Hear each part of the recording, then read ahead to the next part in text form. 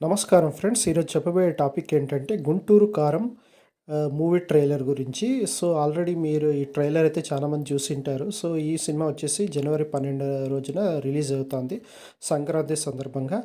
ఇక్కడ ఆల్రెడీ మంచి హైప్‌తో ఉందన్నమాట ఈ మూవీ. ఎందుకంటే ఇది త్రివిక్రమ్ మరి మహేష్ బాబు కాంబినేషన్‌లో వచ్చిన థర్డ్ మూవీ అనమాట.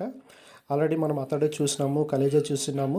'అతడు' సినిమా బాగుంది. సో, 'అతడులో' డైలాగ్స్ కూడా చాలా మందికి నచ్చినాయి. అలాగే 'కలేజా' సినిమా పెద్దగా ఆడకపోవచ్చు కానీ, బట్ అయితే ఆ సినిమాలో డైలాగ్స్ మాత్రం ఇప్పటికీ మెమొరబుల్‌గా ఉంటాయన్నమాట. సో, అలాగే ఈ థర్డ్ కాంబినేషన్‌లో వచ్చిన సినిమా ఇది హ్యాట్రిక్ అని అనుకోవచ్చు.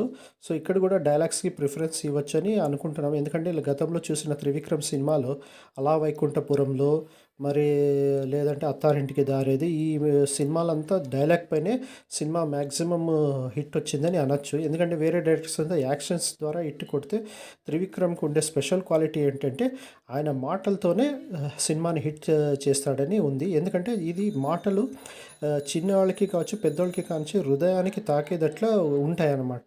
ఆ రకంగా ఆయన డైలాగ్స్ రాస్తారు.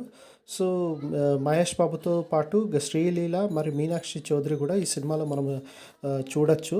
మరి ఫస్ట్‌లోనే ట్రైలర్ చూపించినట్ల పెద్ద కొడుకు మిస్ అయిపోతాడని రమ్యకృష్ణ గారు చెప్పింది ఒక సన్నివేశం కూడా మనం చూడొచ్చు.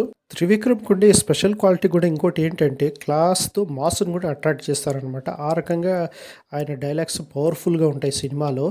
సో, ఈసారి ఎలాగొస్తుంది అనేది మనమంతా వెయిట్ చేసి చూడాలి. సో, ఈ సంక్రాంతికి నేను కూడా ఈ సినిమా కోసం వెయిట్ చేస్తున్నాను.